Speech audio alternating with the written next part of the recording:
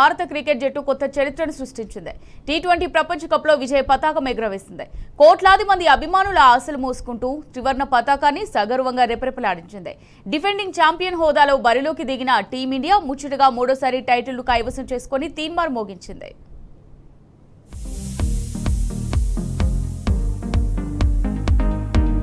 Team India చరిత్ర సృష్టించింది.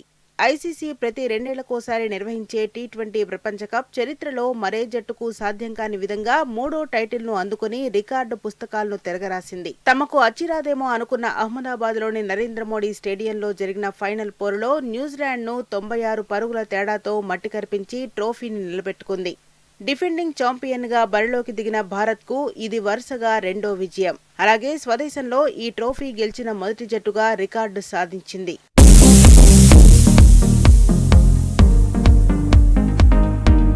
ఫైనల్లో సంజు శాంసన్ 46 బంతుల్లో 89 పరుగులు, ఇషాన్ కిషన్ 25 బంతుల్లో 54, అభిషేక్ శర్మ 21 బంతుల్లో 52 రన్స్తో విధ్వంసం సృష్టించారు. దీంతో భారత్ 20 ఓవర్లలో 5 వికెట్ల 55 ఛేదనలో బుమ్రా 4 వికెట్లతో చెలరేగగా అక్షర్ పటేల్ తన స్పిన్ మాయతో 3 వికెట్లు తీయడంతో కివీస్ 19 ఓవర్లలో 159కే కుప్పకూలింది. టిమ్ సీఫర్ట్ 26 బంతుల్లో 52 చేసి టాప్ స్కోరర్గా నిలిచాడు. 35 బంతుల్లో 43 రన్స్ చేసిన కెప్టెన్ మిచెల్ శాంట్నర్ మినహా మిగిలిన వారంతా నిరాశపరిచారు. బుమ్రాకు ప్లేయర్ ఆఫ్ ది మ్యాచ్, శాంసన్కు ప్లేయర్ ఆఫ్ ది టోర్నీ అవార్డులు దక్కాయి.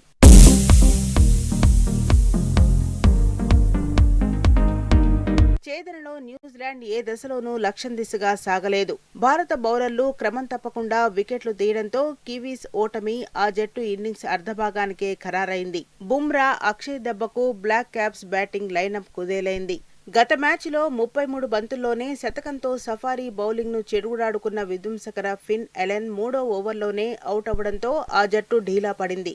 వ్యూహాత్మకంగా 3వ ఓవర్లో బంతినందుకున్న అక్షర్ అతడికి చెక్ పెట్టాడు. బౌలింగ్కు వస్తూనే బుమ్రా రచిన్ను పెవిలియన్కు పంపి కివీస్ను మరో దెబ్బ కొట్టాడు.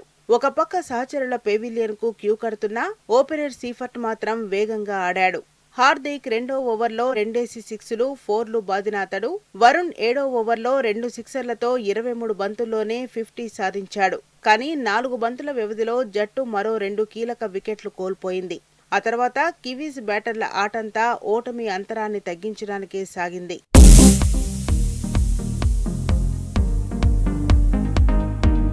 టాస్ గెలిచిన కివీస్ సారథి భారత్కు బ్యాటింగ్ అప్పగించి తానెంత తప్పు చేశాడో తెలుసుకోవడానికి పెద్దగా టైం పట్టలేదు.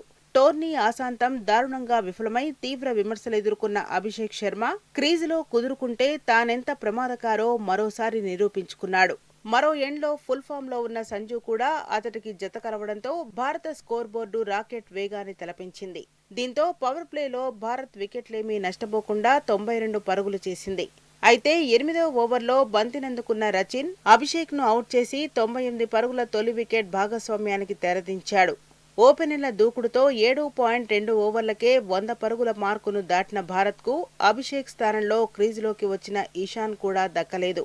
వస్తూనే 2 బౌండరీలు బాదాడు. భారత్ జోరు చూస్తే 280 దాకా వెళ్తుందని భావించారంతా. కానీ నిషమ్ ఒకే ఓవర్లో ట్రిపుల్ షాక్లు ఇచ్చాడు. కానీ ఆఖరి ఓవర్లో దుబే 4, 6, 6, 4, 4తో 24 పరుగులు పిండుకోవడంతో భారత్ ఈ టోర్నీలో మూడోసారి 250 పరుగుల మార్కును దాటింది.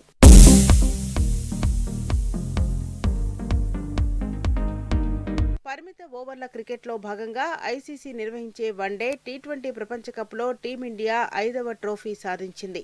1983, 2011 వన్డే ప్రపంచ కప్, 2007, 2024 టీ20 ప్రపంచ కప్ను భారత్ గెలిచింది. ఛాంపియన్స్ ట్రోఫీతో కలుపుకుంటే మొత్తంగా 8వ టైటిల్ 2022 కివీస్తో సంయుక్తంగా 2013, 2025లో భారత్ విజేతగా నిలిచింది. ఈ జాబితాలో 10 కప్పులతో ఆస్ట్రేలియా ఉండగా తర్వాతి స్థానం మెన్ ఇన్ బ్లూదే.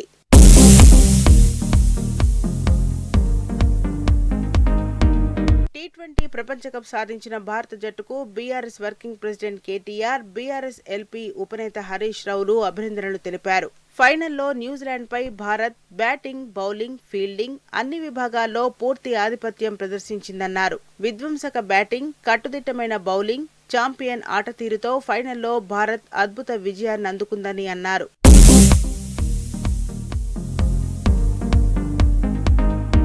టోర్నీ ఆసాంతం శాంసన్ మెరుగైన ప్రదర్శన కనబరచగా అభిషేక్, కిషన్, దుబే, బుమ్రా, ఆర్షిప్ జట్టు విజయంలో కీలకమయ్యారని అన్నారు.